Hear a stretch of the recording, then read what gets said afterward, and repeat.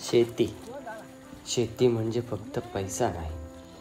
शेती म्हणजे शेतकऱ्याच्या मनाला आयुष्यभर टवटवीत ठेवणारी गोष्ट. वडिलांनी अलगद आपल्या हातात ठेवलेला एक अनमोल ठेवा. तिच्या सहवासात राहिलो की मनाला शांती आणि अगणित ऊर्जा अंगात संचारते. तिच्याशी लांब गेल्यावर मात्र ती रुजते, आपला रंग बदलते. पण श्रद्धेने एकरूप होऊन तिला कष्टाचे पाणी घातले की ती बहरते, फुलते आणि आपल्याला भरभरून पदरात ताण देते.